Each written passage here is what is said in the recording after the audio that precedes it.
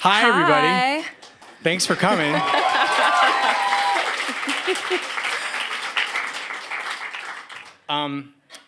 You look great, by the way. So do you. Are we going to do our thing? I mean, a version of it? No? Go ahead. Go ahead. I'll follow you. Okay. I'm Jenna Wortham. I'm Wesley Morris. We're two culture writers in the New York Times. You're Jenna the knows worst. I hate doing that. This is actual live footage of us in the studio. This is what he does, actually makes his face. But the point of us doing that is saying, this is not still processing, but a version of what we tend to do, which is talk about whatever's on our minds. Yeah. But we're just going to ask each other some questions. Probably only like two, because they'll just result in us asking more questions of each other. And then, special bonus round. Well, you guys will get to ask us some questions, but before then, we're going to ask you guys a question. Don't get... It's deep, y'all. Don't get too excited. So where should we begin? I like that pod. Do you guys listen to that podcast? I love it. We should go on that and just try to play Esther Perel. Like, we should go on as a couple that... No, because people already think we're a couple. Only if we can That's go on exactly and be like, it. The rumors are not true, we're not together. People always ask us, they'll be like, well, I always invite people to Wesley's house to cook dinner. And then I'll be like, oh, Wes is a great cook. And then people will be like, oh, so you guys are together? And I'll scream and be like, absolutely not. And then it becomes very awkward. Wait, absolutely not? Like, under no circumstances would you... This was like the other night when I found out that I might be worthy of going to see Beyoncé with you. Okay, hold on. Anyway, what did you want to ask me? What's a thing that you want to ask me? Well, it's more just like a continuation of a conversation we've been having over DMs. We had a little bit of it last night in Brisbane. Okay, where are we officially on the Kanye matrix? Oh, God. Are we ready to give up? Because it keeps evolving. I didn't know she was going to ask me this. Because we did a show before we came to Australia, and we were like, Kanye's gonna Kanye, and then things kept getting worse, and then they continued to get worse.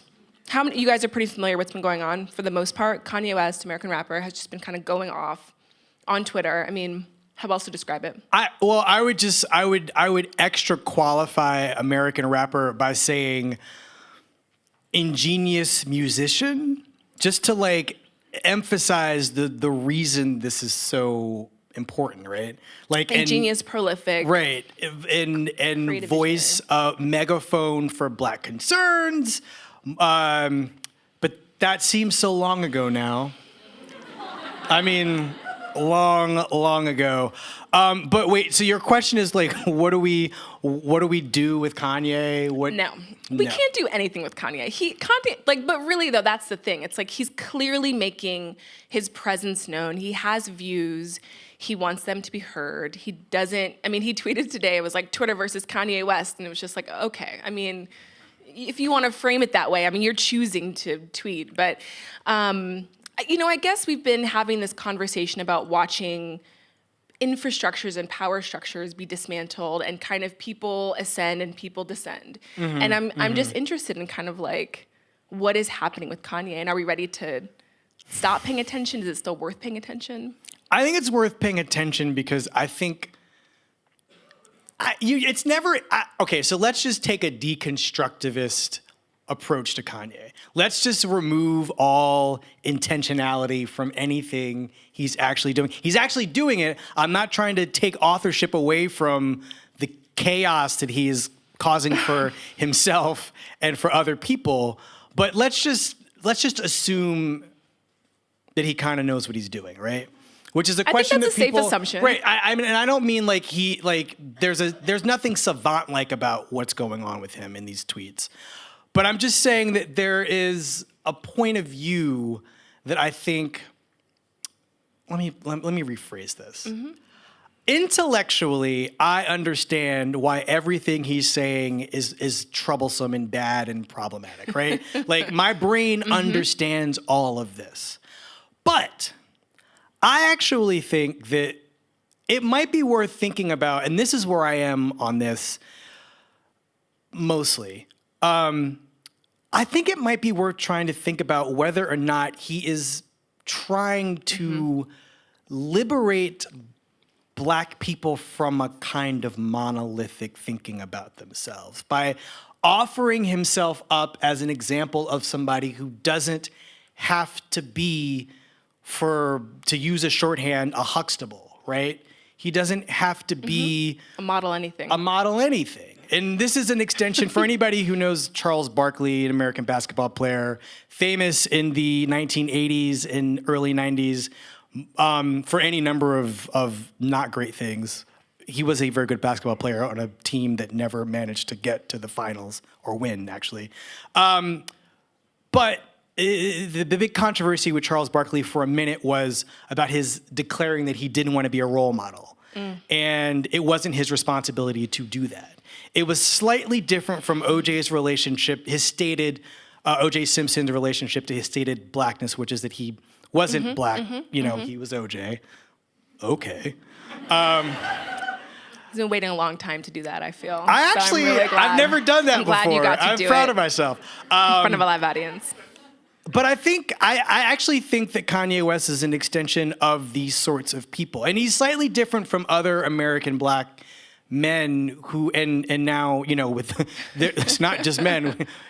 Diamond and Silk are two examples of people who are in this camp. But it's not quite they're not interesting to me, right? Because those people are conservative Black people. Yeah. Gotcha. Kanye is not anything. And yet is everything at the same time, right? I find his timing to be very curious. And we've talked about this a little, and I'm very, very interested in a type of nihilism that comes from this particular moment in American culture and American politics that just asks, what if it only gets worse? Then what do we do? What if there is no pot at the end of the rainbow? What if there isn't, things aren't progressively going to get better? So then what do we do with our time here on Earth? And how do we think about our responsibility to ourselves and each other if being the Huxtables didn't actually work?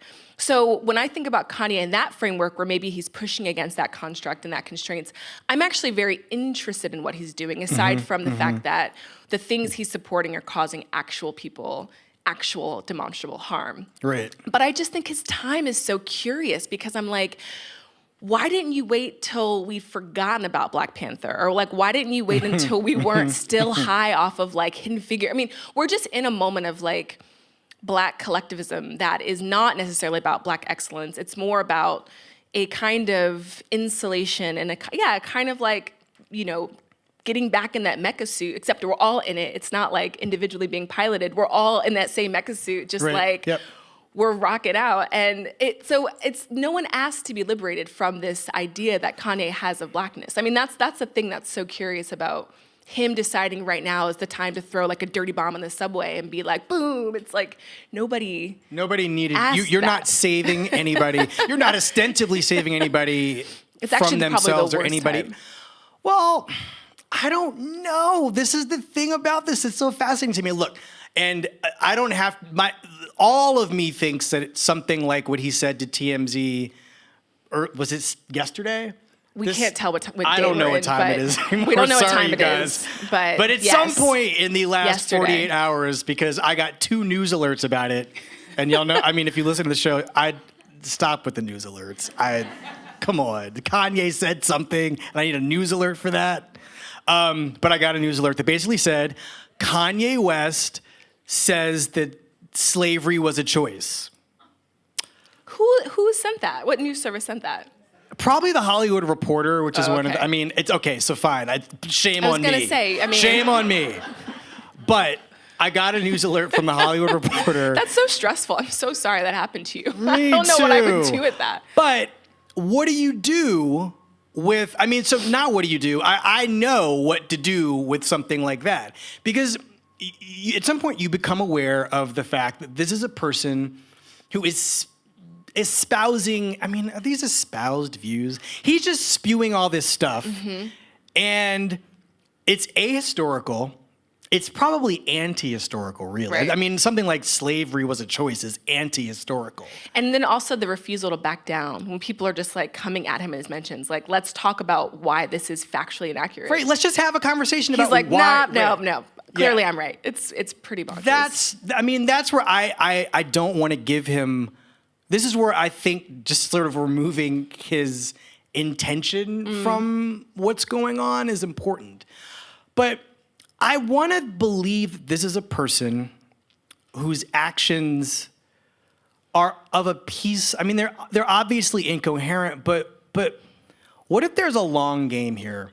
And I have a friend who was like, for a generation of kids, this guy is like Michael Jackson. Mm-hmm. His weirdness is like Michael Jackson's weirdness. It's not like Michael Jackson's weirdness in the way that Michael Jackson was weird, but it is a kind of weirdness brought upon an individual by fame.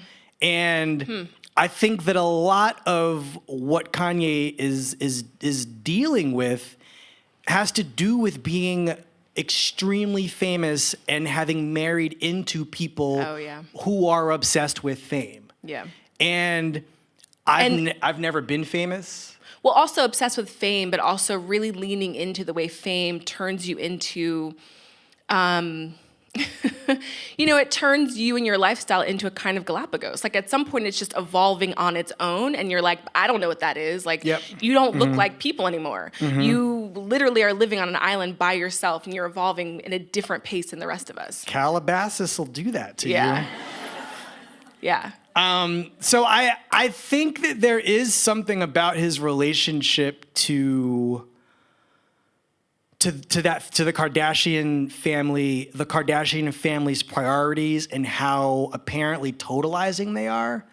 This is a guy who, I keep trying to think of a parallel. Like when you and I were thinking about how to talk about this, if we were going to do a show, like what would this be like for like my mother, who would have been, this would be like the 1970s. What would it be like if Stevie Wonder was like making Inner Visions and Music of My Mind, but was also like, y'all, Richard Nixon is the truth. Watergate is crazy. He didn't do it. It's like, you guys gotta know. Like, yes, living for the city is one thing. Because it's possible Stevie said that, but someone else was like, shh. Yes. Like, was just like, he'll be out in a moment. Like they just put him away. There were handlers and versus this one. I like to imagine Kim and Kanye at home and Kanye's like tweeting and Kimberly's like, give me the phone. And he's like, nope, can't stop. Like, I feel like that actually might be live footage from what's happening in their home right now. But I don't know. Because I think that her support of, she's not just saying like, my man is right. My man is telling the truth. There's a degree to which I think that they're kind of egging him on in some way. Well, no, I don't know about that though, and I do think that there is. Okay, we have to be honest about one thing, which is that Kanye's a grown-ass man, and he's responsible for all of his own actions, and he's always been a wild card in this way. I think I'm thinking a lot about when. The way we're talking about him, and even that we're taking it as seriously as we are, is really curious to me. Especially given how we talked about. This isn't exactly analogous, but in some ways it kind of feels not too dissimilar to Britney Spears shaving off her head, doing it extremely publicly, being tracked by TMZ, basically really responding to what she felt was both. Hyper visibility and hyper, watchfulness, but then also like an invisibleness as well, where she was like trying to be seen in a new way. Like she was trying to really have people look at her and see the ugliness that she felt deeply inside, that she felt we made her into. Now, I don't know if that's what's going on with Kanye. I just keep thinking about those videos of him from Christmas where he was like riding the four-wheeler around in Calabasas and he was so happy with North. Like, I'm just like, how did we get from there to here? It's only been like 6 months. Like, I feel like I'm not sure what's gone sideways with him. But I do think there is something really interesting about the way Kanye seems like he's always felt very overlooked, and it feels like it's manifesting now in a very particular way. But my reigning theory is that I think that he's really mad that people weren't fawning all over his new fashion designs. Yeah. Somebody said his slide looked like a Scooby-Doo snack. And I think, I really think that messed with him. That tweet went viral. And I think he got really pissed off. I think he's like, you guys don't appreciate me. I'm a visionary, and I've been thinking about some things, and I'm gonna tell you what those things are. Now, you and I, we had this really interesting conversation over lunch where we were talking about, so you said something really interesting, which I'm just gonna repeat, and I hope it's okay. But you were talking about the Kardashians, and you were like, okay, so boy. Is this okay? Go ahead. So, Kanye's been talking about whether or not he's in the sunken place. But I'm going to interrupt you for 1 second to say what you said, which is that if you're talking about whether you're in the sunken place, you're probably already there. But yeah, someone who's in the sunken place is definitely like, nah, I'm not in the sunken place. Like, you know what I mean? Like, that is how it would work. That's the function of being there. But it was, anyway, so he's been saying, and obviously the sunken place being a reference to Get Out, it's a place of being held hostage by white captors. It feels very appropriate for right now. You said at lunch, you were like, all of their Kardashians are basically Roses, Rose being the character played by Allison Williams. And I was like, actually, it would be like Rose from Get Out 2 or 3, where they've figured out a longer game, and there's some other machination happening that we can't quite see the other side of. He's not quite being puppeteered. But it's funny because when we talk a lot about that movie, we talk about the function of Rod, who is Daniel Kaluuya's friend, Chris's friend, who ends up, this is a spoiler, if you haven't seen the movie by now, I'm sorry, you should have. He ends up saving him at the end of the movie, and he is he's like a TSA worker who rolls up. It's not the police, it's like the TSA who rolls up and saves his friend at the end of the movie. And, you can, if you want to share, you have an idea about the reason that character exists in that movie and why he shows up to save Chris, not the police or not anybody else. It's basically that black people have to save each other. Right. And that is the point of that. You cannot rely on the alleged built-in infrastructure to do that. Because they're actually trying to do the opposite. Whiteness will not save us, right? Right. And so you can't expect it to. And you can't expect it to, right? In any function of it. So we're like, where's Kanye's Rod? And maybe it's John Legend, but Kanye's just mute, So there's just a really interesting question about, oh my God, somebody tweeted today, this came into one of my feeds and I got Wi-Fi for 5 minutes before coming here, and it was this picture didn't age well, and it's Kanye, Aziz Ansari, and MIA, all buttoned up. And MIA? And MIA. Oh, wow, okay. And it was just the trash emoji, but I also feel I don't know, I think a lot about what it means, disposability politics and what it means to be willing to throw somebody away. And I guess this is why I'm bringing this up too, because it's when we talk about Kanye, I feel there's this big kind of debate over Twitter. People are just we're done with him, we're done. And it's not that easy for me to just be he's trash, And I can agree in this moment, this iteration of Kanye is trash. But I don't know, I'm really curious to see what that sneaky ass Gemini does on June 1 when his album comes out. Well, this is the thing, right? This is why I'm much more interested in going back to the 1970s, when you had these artists who were just on these streaks, right? Stevie Wonder, every single record that came out between 72 and Hotter Than July is perfect. These are just inarguably perfect albums, from track 1 to, in one case, track, 19? I was just holding up a finger for a life hack, which is I recently changed my morning alarms to Overjoyed and Ribbon in the Sky. And when I tell you I wake up and I'm just it's so much better than just the beep alarm. You just change your alarms to a Stevie Wonder song for 1 week. If it doesn't change your life, I will not Venmo you any money, but you will have been better for tried it. Anyway, go on. Back to you, Wes. I just have been thinking about the reason that Kanye is so compelling, and this gets us to a different kind of conversation when it comes to these so-called problematic artists and their art, right? It'd be so much easier to discount what he was doing if, let's just say that let's just say that like the person doing this was a person who actually had tweeted during this blizzard of tweets from Kanye. This person actually did tweet, I don't know what the fuck is going on. I don't know what this guy is on. What is he doing? And it was 50 Cent. But what if they were switching places and it was 50 Cent going on this rampage I like of this tweets? thought exercise. Okay. And he was the person like hanging out with Donald Trump or trying to. And what if it was 50 Cent who was saying that slavery was a choice? I just feel like we probably wouldn't even know 50 was doing it. And if we did know, it would be a funny thing that, 50 Cent it kind of like was desperate to get more people to watch his show or was feeling the need for attention. But it's not like this is happening. It's not like 50 Cent is doing this at the height of his creative powers, right?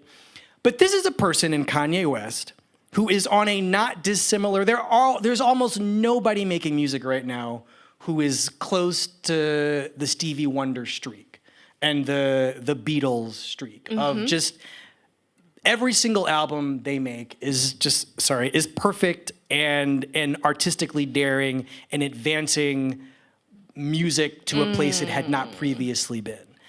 And this is a person who's doing this. And on top of that, he also seems to be self-contradictory in a way that we have to square in order to figure out whether we still want this music.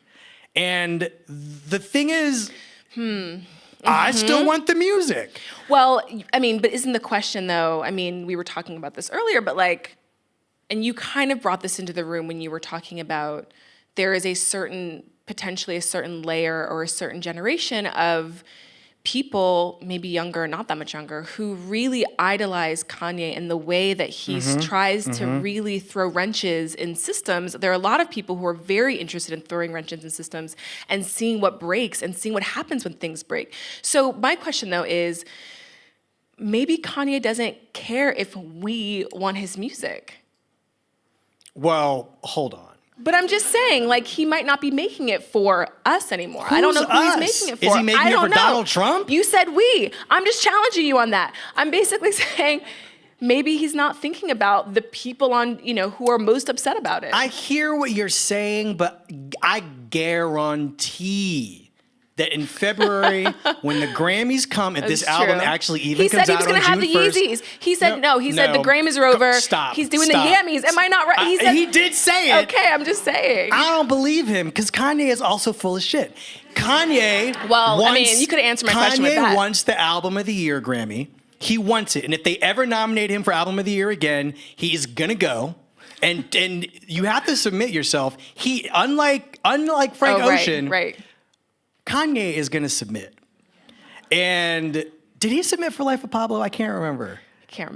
I think he also, but whatever. He knew that Life of Pablo was not quite. It'll be great in about 6 months. It'll be 2 years at that point. I feel like he'll submit for this because I think this album, he thinks it's great, which is not saying anything. But I just think he really does want the acknowledgement of his brilliance. And I feel like there is, however that comes, and I think that he's been shunned by all of the avenues that he wants to go down that aren't just being a rapper. Right. And at this point, it's true. As a musician, he's a musician. He's not just some rapper. So I don't know. I think he really is making music. I mean, it might not be for any of us. It could just be for the Recording Academy. But I don't really believe that either. I think Kanye wants everybody to like him despite what he tweets.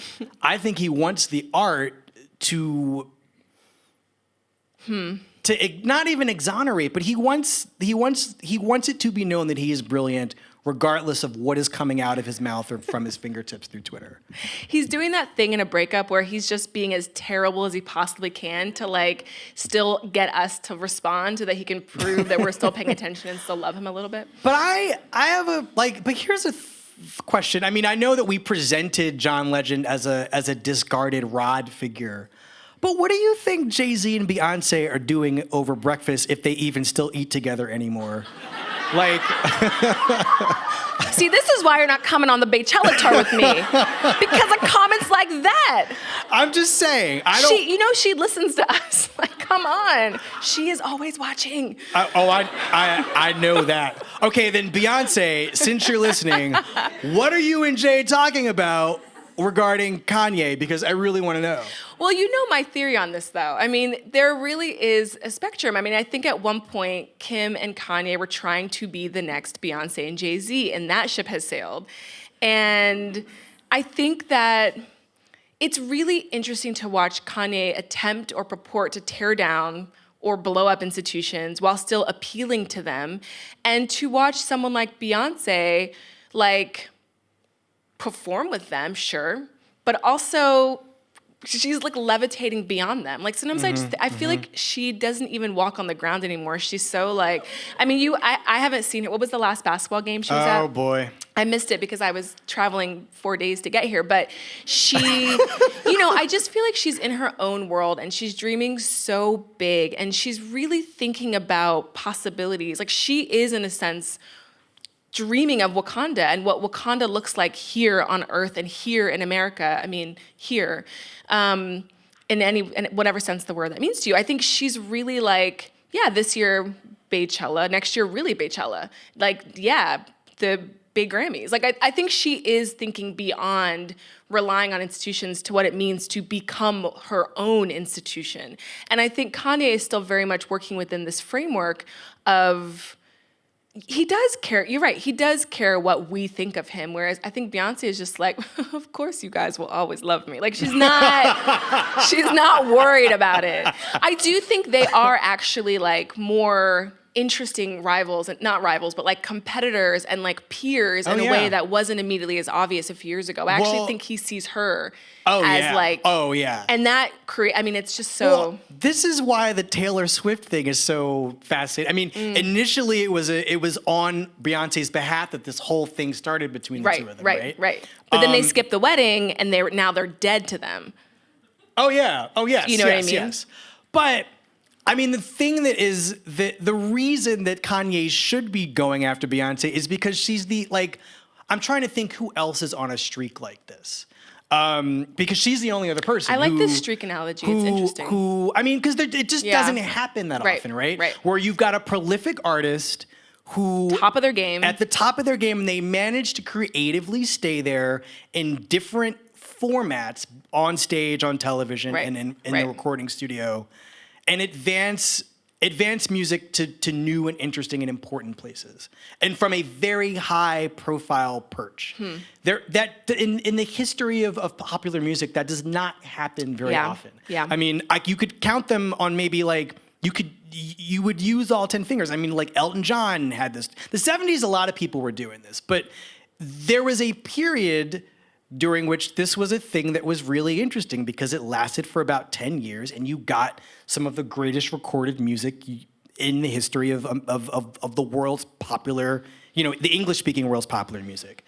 And right now, Kanye West and Beyonce are two of the people doing that. I'm trying to think of another person who's even close. In terms of like the level of artistry that we're talking about. You're not going to bring up Adele? No, I'm not. Okay.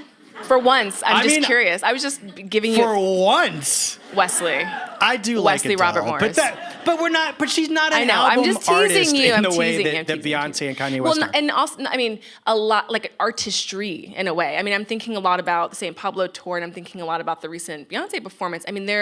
They're thinking so much. It's not just about a stage performance. They're thinking about a totality of like, what does it mean to completely command all of your attention? They're doing it in very different ways. I would say Beyonce is sort of inviting you into the richness and to dissect it along with her and really just appreciate everything that she's designed for your eyes and your ears and everything to feast on. I'm sure if they could have had like aromatherapy, there would have been some decadent, 10-note scent, like, and Kanye does the same thing. It's just in a very different way. I'm thinking specifically about the St. Pablo tour. He's on the platform and the light shining down. And that's, that says a lot about, he's trying to command attention and sort of, recast himself in this very particular godly form, but he's also doing a thing that you're looking at him, seeing him as he wants you to see him. You're getting a sense of how he sees himself, which I think we also got a sense of how Beyonce now sees herself, which is as this conductor. So they are, I'm just kind of going with what you're saying. They are really interesting, creators in this moment in time that are kind of now, I wouldn't say they're neck and neck. Beyonce will always be a peer to me, but I do. Let's be real. But it is really fascinating. Well, I was actually, my question for you was going to be a Beyonce question. But I knew that. That's how we got here. We're already here, so we're just gonna stay here for the next 10 minutes. I was thinking of who the person is who could really give him a moment of reflection, right? Oh my God. And if she ever deigned to speak to anybody who wasn't in her immediate vicinity, like, I think she's the person. No, I'm just saying. What is up with that? What I'm saying is, like, she's not on Twitter. No, people show her social media. She's not tweeting. No, that's what I'm saying. She approves her Instagram post. Okay, but let's just say she did. Someone is holding a phone for her, and she's probably like, what is that? See, it's okay when Jenna does it, it's fine. But when I do it, As an aside, my favorite thing in the world is when Miss Tina Lawson checks Beyonce a little bit on Instagram. Like, she posted that picture of her recently with oh my gosh, I'm a little bit jet lagged, so I can't remember who it was. Who was the actress? It was oh my gosh. Oh, I remember. It was but she basically was like Katie Holmes. Yeah, yes, thank you. She goes, the beautiful and talented and illustrious Katie Holmes. And then it was like ... and Beyonce. And I'm just like, if your own mother can't still read you, then I don't know what hope there is left Katie in the Holmes world. too. It's hilarious. Well, because of Jamie Foxx, she's like props, but Okay, so you're asking basically if Kanye's gonna phone a friend, or if a friend is gonna phone Kanye, who is really gonna be the person to pluck him out of the stupor? So, is it gonna be Beyonce? I had a list of people that I was thinking about who could get through to him. Let's go down the list. Michelle Obama. Girl, no. Bye. Michelle is busy. Have you seen? Michelle is out here sweating out her perm. She is not worried about Kanye. She's just like, I'm free. She's free at last. She's living her life. Anyway, who else is on your list? Well, Beyonce this is a fun game. I like Beyonce this. would have been another person. It's all, now, but see, what I'm getting at, and the third person was going to be Oprah. And what I'm thinking about is, I think you'll agree with this, I think a lot of this... Pause. Why are these people all women? Can I finish my thought? We're working in real time, so... Let me just, hold on. Okay. Are you trying to can I finish me? Anyway, go on. What I'm postulating is, I think you're going to be on board with this because we've kind of discussed it. I think something happened when his mother died. Well, and Donda, of course. And something split in him. Yes. And I think that, I don't know what his actual day-to-day life is like, but I don't think there are a lot of black women in his day-to-day life. I think they're black. North's hair looks too good for there not to be black women in his life, but I feel That's a black woman in a salon then, or something. No, I think there are aunts around. I think, really? I don't know, but I don't know. But I do think there's something missing, right? Yeah. I was going to make a joke about, sorry. I just want to make a quick joke. Sorry. Can I? By all means. Can I? Yes. So there have been a series of family photos that Kim Kardashian's been posting, and in all of them, North's face looks increasingly worried, and she's just I think she's seen this coming. I think she's the new Oracle. I think we have to watch North's face for signs of the coming Kanye apocalypse. I think, she has looked increasingly and so I'm like, North knows. Anyway. Well, it's like the Jolie Pitt kids.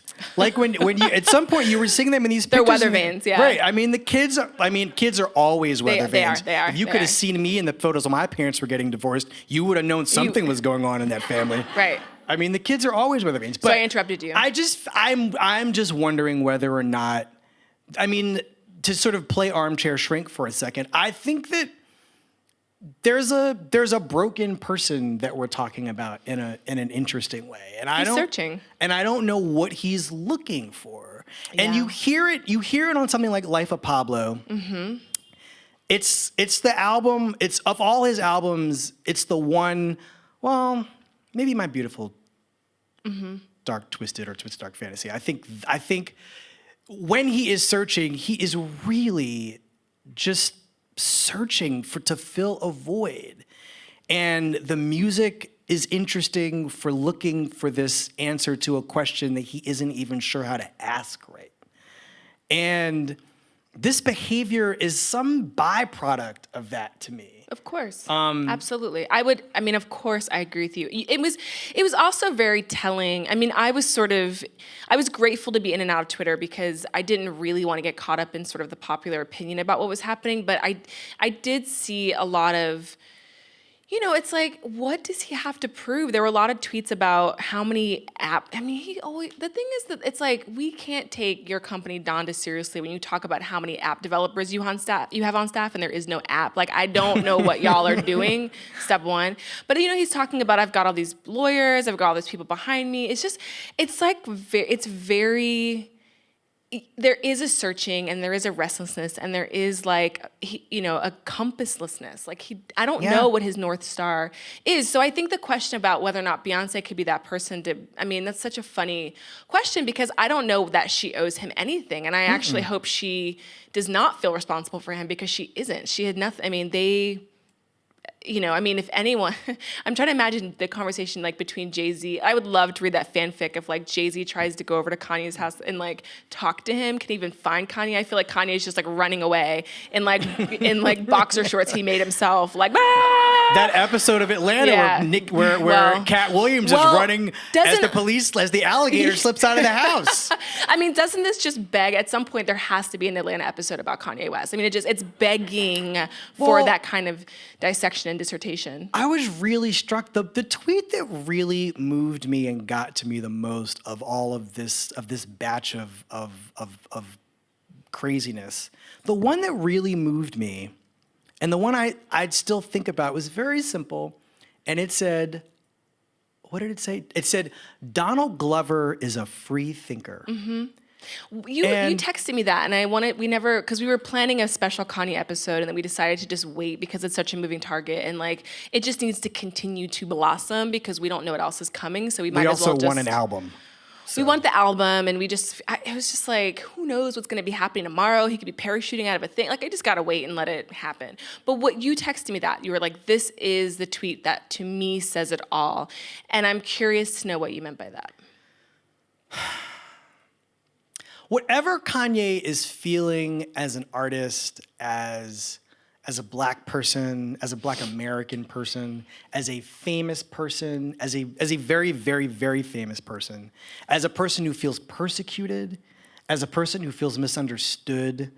I don't know if he's watching Atlanta, although he must be. I don't know if he read that New Yorker profile of Donald Glover, but I think that there's a way that that Kanye West sees a show like Atlanta, or reads some of the quotes in that profile about Donald Glover and how the show gets made, and just wants to feel like there's no pressure on him to be himself. I think that he thinks that Atlanta is a very radical show for any number of reasons. And I don't want to ascribe his astonishment and awe in Donald Glover to purely being a matter of Blackness. I think that Kanye is interested in structure and form and the ways in which you can use creative shape to tell a story or to express ideas, and you can play with sound in interesting ways. I think Atlanta is an equivalent of things that he has done as a recording artist. But I don't know. I think that there's something liberated. He assumes there's something liberated in Donald Glover's work that he clearly, I don't think he feels. And whatever he is looking for, he thinks Donald Glover has found. And I don't know if that's necessarily he gets to exercise it in a way that he does. He's yes, not yes, as, yes, he's not yes. as, because I thought it was very interesting how much fun Kanye was having until he saw how much grief he was causing other people. And then the reactions, I think, really triggered him. And I think that if people had ignored him, then we wouldn't be in this dynamic right now, probably. Or if they had just been like clap, clap emoji, he might have just moved on. But I think there was something about people telling him you're wrong that really pushed him to be like, I'm going to, go. And he's done this before. It's not, it's just been less egregious and less personally damaging feeling, I think, to people that follow him and his fans. But I do think that he feels that Donald Glover gets away with it in a way that Kanye feels he doesn't. I don't think that Donald Glover makes the trouble for himself that Kanye makes at the same time. I mean, I just feel like they're doing different things. They're doing different things. They're doing very different things. Well, okay, so we wanted to talk to you guys about something. Okay. We're just gonna. Switch We don't have a lot of time, I guess and you that's guys want true. to it's almost Q&A time. This can be part of your cues. This is something we want to, we're interested in this being a little bit more interactive because this is both of our first time in Australia, or the land now known as Australia. And so we're trying to really figure out, it's that thing where you leave the US and you kind of start seeing things differently because you're in another colonized land, and it starts to kind of make you question your own relationship to your own colonized land and the ways you try to deconstruct and understand what it means to be a person of color in that land. The sort of alternate reality of being here helps you kind of look at that. So this is something we've been trying to figure out how to grapple with respectfully since we've been here. It's just this acknowledgement of country is just very moving to me. Yeah. And I don't know. I just can't. It obviously. I'm actually just really curious about how it makes you guys feel to have these words said to you before seeing something like the two of us talk about Kanye West for an hour. Right. The other thing is too. It's like it's absolutely inconceivable that something like this would happen in the US. We're in the process of trying to figure out what we do with historic sites that pay homage to our, Confederate past, and also how we reckon with what it means to take down statues and then put them in storage that we still pay taxes on. I'm assuming that happens. They're still kept. Oh yeah, they're not keep them smelted into coins or anything. They're still somewhere. No, I think I also don't believe they should be destroyed. I just don't think they should be pedestaled and treated as right. Yeah. I know you feel that way. Saying. Yeah. I don't know. I don't know. I guess we're going to open it up to you guys, but I think in doing that, if anybody wants to sort of just emote because I think or respond to this question. Yeah. And it's really interesting to try to understand a topography. We've been really commenting on, we've been in Brisbane, you've been in Sydney, I'll be in Sydney soon. And I think it's curious, right, to sort of have an acknowledgement. But then also on the way into town, I was noticing, and this is not an admonishment, it's just we're cultural observers, we're just observing, and it also makes me deeply aware of how things function in my own home country. But what it means to sort of talk about traditional stewards of this land, but the museums start at 17, they start in a particular century, in a particular time. And, I was thinking, I'm curious about how this city was established and what do I have to do to figure out how it was established. And we walked down to the Yarra River today to try to just get a sense of maybe what this land looked like. And it's just tricky. It's a tricky scenario. But I was thinking as we were doing this, though, what would it be like? It wouldn't... To go to Oklahoma in the U.S. and ask a similar question. These are things that I'm always thinking about anyway as an American. Right. But to leave and go other places in the world and to come to a place where this is something that is this history, because, the important distinction, I think, is that we don't like to talk about anything historical that we didn't actually win, right? So we love World War II because maybe we kind of won that, but everything else is trickier, right? Yeah. So we don't really, our relationships to our history, it's just complicated and fraught, and as a country, we don't talk about this stuff, and we don't. Yeah. When we're Right, yeah. yes. As a collective, we do not talk about this stuff. So the idea that Jimmy Kimmel would have to come out and say an acknowledgement of country before the Academy Awards. Imagine Paul Ryan having to do this. Paul Ryan. And I was like, yeah. I mean, it would be incredible. It would be really incredible. The other thing too is we're kind of witnessing an Indigenous moment too happening. I think a lot back home in the U.S. because of social media, we're seeing a lot more reclamation and ownership of Indian heritages and giving us language to talk about it and making space where we have to acknowledge it, which is something that obviously we're terrible at doing. And so it is bringing up all these questions for us about, is that something we can take back home with us as well? Because it is deeply moving. Well, I guess the question is it even up to us? Like, of course I'd be down with it. Maybe we should just start doing it though. We live in New York. Yeah. It's true. It's true. Oh my God. I mean, all of the places you could. Nobody. Whatever. Okay. Q&A time. So there's an usher coming around with two microphone, yeah. and we just asked you I guess tell us who you are because we like to know. And thank you also for coming. We didn't say that when we came out, but thank you guys so much for coming out tonight. It's really special. It means a lot. Hey, my name is Avuk Galak and I am a settler on this land. Regarding your question, I think it's really good that we do an acknowledgement of land before anything really, or any events that I go to, and I feel very uncomfortable being anywhere that they don't acknowledge land.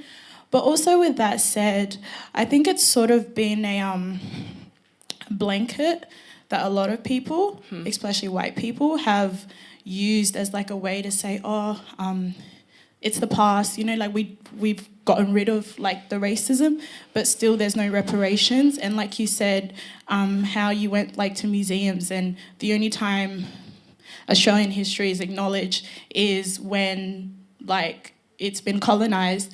And it's also the same as like in institutions as well. That's the only time, like there's still a lot of racism within Australia, a lot of systematic racism. So I feel like it's given a lot of people like a blanket to hide in and to not talk about the things that they want to talk about. Yeah. Thank you for that.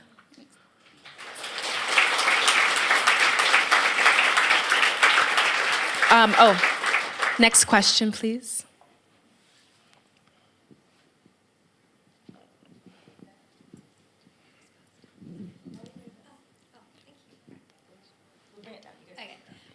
Hi, my name is Ria. I was just curious about your thoughts on the term person of colour, because it's sort of a fraught, problematic term in some way, especially in an Australian context, because you have Indigenous Australians and then you have people of colour who are migrants, part of the generations of migrants that have come through. And the generations of migrants who've come through, even though we are people of colour, we still benefit from terra nullius, and we still benefit from that original sin of the stealing of land from Indigenous people. So I feel that a term like person of colour can create a flattening of identity and almost a false solidarity, because I don't think that migrants can quite conceive the same kind of discrimination that Indigenous people face. So I'm just curious about whether you ever wrestle with the term person of colour in a US context. Thank you for that perspective. That was great. Yeah, I mean, we're talking about this all the time, and so I won't come as a surprise to anyone who listens to this podcast, but I'm in a person of color, woman of color, queer person of color, Sangha. Those are all separate meditation groups, by the way, that I'm in. And one thing we do in the room is when we come in. So it's kind of there's a blanket sort of assumption. Like if you're in this group, you identify as a person of color. That's like set, or a woman of color, depending on which group you're in. But when we come in, and it's been great because we've been meeting pretty regularly actually since around the election, and they're very dear to me and they're very dear spaces. But we come in and we all reintroduce ourselves to each other, and there's this really beautiful thing that happens where everyone gets time to add as many hyphens as they want, and so. Someone will say, like one woman in my group will say, like, I am so-and-so, these are my pronouns, I am a Black, mixed race, indigenous woman who's a queer, who's this able-bodied, who's this, who's that, and we'll just all be like, and I actually think that is, and I know there's a sense that like, oh, we're getting too bogged down in identity politics, people are getting too hung up on these distinctions, but I'm just like, no, like, we actually need them because we all have these multiple identities, and we all have these intersectional identities, and we do have to hold them accountable, and we do have to bring in the class, the privilege, the different perspectives in that, and so I am with you, and I think there has to be an opportunity to have that conversation about those things. It's something that I'm just trying to carry with me more, like when I'm talking about myself, and not just flatten it myself, but also acknowledge that, there can be, in the US at least, there can sometimes be like a deep moment of solidarity to be like, yes, we share something here. Yes, I think. I can only speak about this in terms of how it works in the U.S., but, Jen and I are in the middle of doing this episode for the show about the reasons we don't talk about racism directed at Asian Americans. And basically the episode is going to be many Asian Americans from all walks of life talking about their experiences as Asians in America. It's dense. It's dense. It's very moving and emotional. And one of the things that comes up a lot is this question of whether Asian Americans consider themselves people of color. Because in a lot of cases, in almost every case in our show, these are second generation, sometimes first generation, well, mostly second generation and third generation Americans who understand historically their relationship to, say, Black people and Black people's relationship to the United States. And then, if you're lucky, they also understand that there was a First Peoples in the United States who are virtually at this point voiceless, although as Jenna noted, louder than ever, louder than they've been in a long time at this particular moment. And so what do you do with that designation when it feels like it both papers over a history while also kind of silences other people from speaking? And yet, I don't ever really make the distinction against us all being people of color. What I actually am also interested in is white people's acknowledgement that white is a color too. And I don't mean so much that there's an oppression. It doesn't work the same way for white people. But I think that it's important for white people to think of their whiteness as a race. And that is not something that happens really anywhere where they have to share space with so-called people of color. It's very different if there's a white people only meeting. It's called something very different in America, which is run. But it is interesting though, because I do think this kind of heightened visibility that we're experiencing among people of color and claiming all their different identities and talking about it causes this kind of offhand acknowledgement of whiteness to happen that the young woman who spoke, or the young person in the back who spoke about kind of a blanket acknowledgement. I think that can happen too sometimes by saying, well, as a white person, and it's like, but what are you really acknowledging when you say that though? And like, are you just kind of stating the obvious because I can look at you and see that? And so what are you bringing into in the conversation? Because it's a very different thing when you're trying to call in all the various crossroads that you stand at, and the perspectives the lived experiences that you're representing. It's like, I'm not sure when. I mean, I'm just adding on to what you're saying. I'm in agreement with you, Wesley. I just think it's very interesting to sort of, what would it mean for a white person to name themselves as white and also have an awareness of what that lived experience has meant for them? Because that's the lag. I think that's the part that really hasn't quite caught up yet. At on least the other in the side US, of that equation. that is, yes. In the US. Yeah. I mean, we have helpfully given terms to white people who think they're there, or who actually, in some cases, might be, and it's this idea of being woke.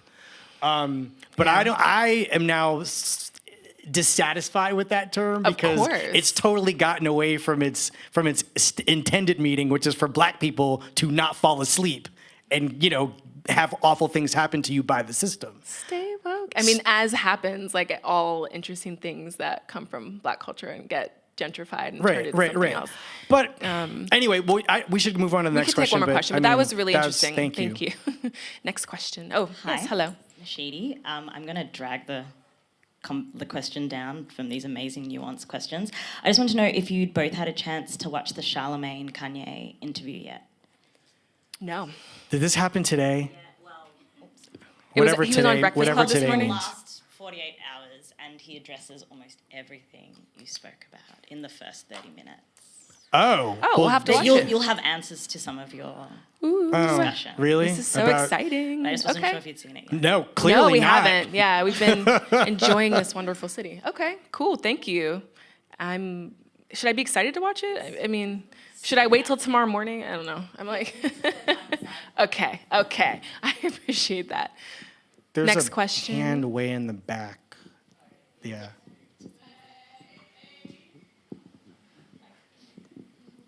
Hi, I'm Zach. Oh, this is loud. Hi, I'm Zach. Hi, Zach. Hi. So I am a Black, obviously, creative, and like there's not many of us here, but like most of the Black people that are in this room, a lot of us are creatives who, exist here in Nam and create and make art and produce things and all that sort of stuff. And we look to people like yourselves as, I guess, inspiration and motivation and like hashtag goals and all that sort of stuff. So I guess my question is, in the last, 24-ish hours in preparation for this, because I've been very excited. I've listened to probably 7 episodes, which is about 7 hours of content. I'm not so mad And about yet you that. still came. And You're I'm amazing. still here. God bless you. I am blessed. So I guess in preparation for all of this, like a lot of my thought process has been like kind of negative in this weird way where it's like I'm comparing myself to you folks and thinking, holy shit, these guys are amazing. Like, how am I ever going to get to that? Yeah, I know, it's shit. But It's not shit. Don't be so hard on yourself. It's okay. It's real, Keep going. It's real. It's okay. We all but spiral. It's okay. I think my question is, so what advice do you have for other creatives who are, fall into the trap of comparing themselves to, people who are much senior to themselves? And B, what advice in general do you have for, other queer Black creatives that are creating and producing work and, existing in predominantly toxic white spaces like this? Like, what advice do you have for This us? is a great space. Wait, this is... Well, but Zach means Oh, you mean not Zach means this like room. life, Not that, right? specifically, Oh, but yeah. if the okay. shoe fits. You I'm just saying. Zach is just like, help me live. Like, Yeah, no, I hear that. I didn't, I regret not bringing sage tonight. Like, we need to give. But you just pointed out this city is full of wild sage. I did see. Well, I haven't had a chance to like Go examine it everywhere, and right. smell it, but I do believe it looks like wild sage.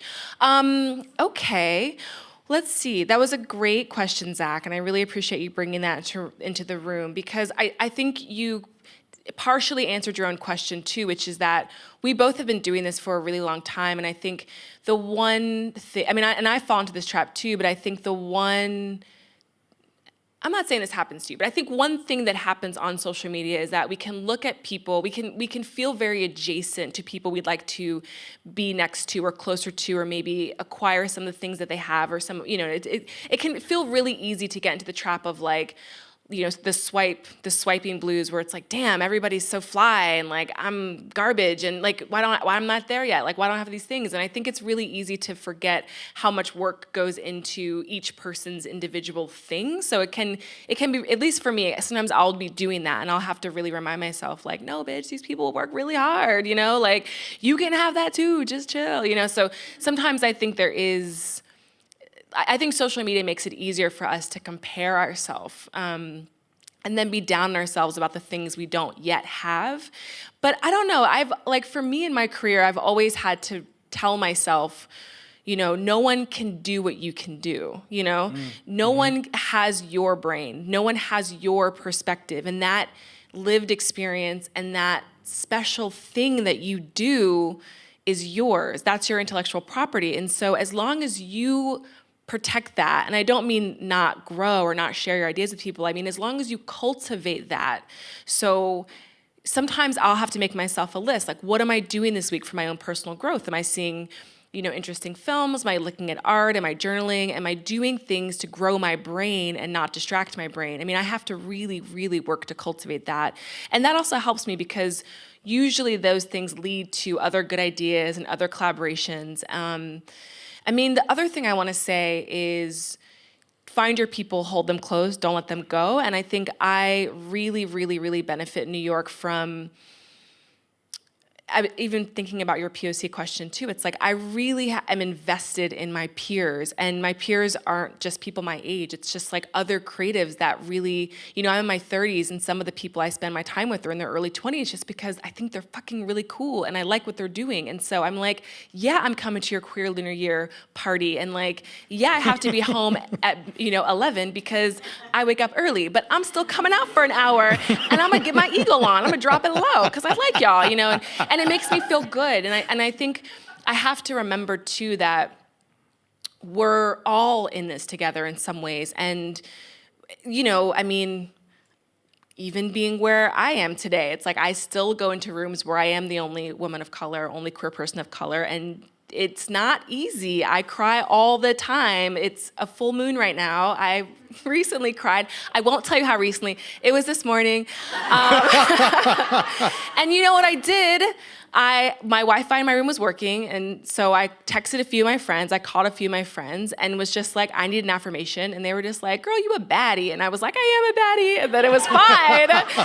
So I don't know. It's like I really lean into my tenderness. I lean into my vulnerability. I'm not afraid to say, like, I still need reminders that this is all for something, like I'm an optimist. Like I'm making things to leave behind for people and for other people like you to see. You're gonna make something that I'm gonna see and be like, all is well in the world. So that's kind of what keeps me going. I also think too, I'm a huge, huge, huge fan of intention. I know I'm talking a lot and you have to go too as well, Wes, but this is, I wouldn't have said any of this, so God bless you. Keep going. Oh. I was gonna say too, I actually have a Post-it note that says keep going on my computer, on my refrigerator, on my, which is funny, on my mirror and my vanity. I'm an emotional eater, what can I say? I just like those little reminders. But what I was gonna say is I'm very big into intentional spaces, and it's something that I've been really cultivating since the election in the US, which is just like, I don't really feel safe in bars. I don't wanna overhear people saying crazy things to me or about me or whatever. Like, I just don't want that, and I actually don't need that. I'm lucky enough to live by myself. I'm lucky enough to have access to a roof.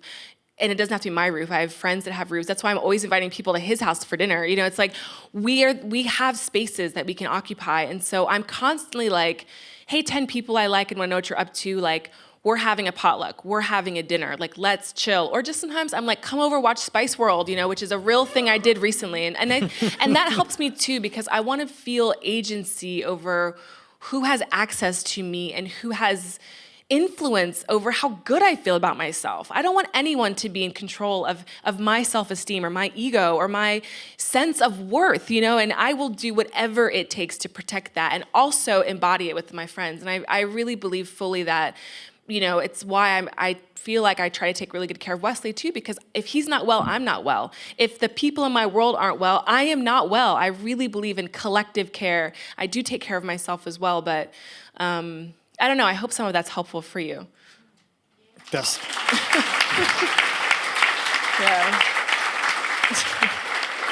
I brought a crystal tonight because I was tired. I mean, this is helpful for me. It makes me feel better. I have nothing to say to that. That's a honey, great answer. No, you really. have advice. How do you stay strong? I mean, what do you do? Go to the gym. That helps. I mean, what I would say, very briefly, because honestly, that is, I hope you wrote that down, because that is basically what I get when I say something similar to Jenna. You speak it, and in some cases, you will get something like this, or you'll get a box in the mail that is like, here's a jar of camphor to put on your sprain on your foot. That makes your... It was comfrey, but sorry, yeah. sorry. I didn't want to... Sorry. Misascribing treatments I to the just witch teasing doctor. you. Yeah. Didn't mean to do that. I just think the number one thing that I can say that I didn't get from a single person, but I got from a lot of people, is a real belief in myself. And I couldn't point to a single, I guess, my mother loved me, my father supported me. I am lucky in that, I had people who supported and believed in me, which made it easier to not doubt myself. But trying to cultivate like a real self-belief is, and I don't mean arrogance or entitlement. I mean like a real confidence in your both knowing what you know and a comfort in knowing and not knowing what you don't know. Mm-hmm. I love that. It's really important to like balance those things and to always be improving yourself. That's just just the way humans should be. And a really, really easy way to do that. I'm such a I'm like, my second life, I'll be gloop, it's like, but I actually. Bloop. You could be bloop. I did do a bloop once. But really quickly though, because we're out of time also, sorry, but I'm really, really, really into a gratitude practice. And one thing I love to do, Zach, when I'm in that, I'll call it what it is. It's a spiral when you just start stacking things up and you're like, buckle up, baby, because we're going down the slide. And I like to picture too what's coming with me down the slide. I'm like McDonald's French fries. I'm like a VHS tape of Mean Girls. Like I'm just like, we're all going in the pit, and I don't know how long I'm gonna be down there. And now when it happens, I clamp my feet on the side of the slide. I'm like, no, and I grip the sides. I'm like edging my way back up. And what really, really helps me is I'll start to make a list. I'm like, okay, here are the things that I have. I have a beautiful, healthy collaboration and partnership that I'm proud of. Step 1. Step 2, I have a nice smile. Simple as that. Simple as that. I have a healthy, able body that can take me places. I really get it down to the bare base. And sometimes I'll literally walk outside and be like, the sky's pretty. I'm grateful because the sky is pretty. And that really helps and it really clarifies to what's important in that moment. And I think if you can get through 5 things, even as simple as I like the way I smell today, I like the way my butt looks today, or just I like what I had for lunch. It really, once you get to 5, you feel better. So it's my tip for the week. That's our show. Thanks for coming. Thank you guys for coming. Visit wheelercentre.com for the best in books, writing and ideas from Melbourne, Australia and the world.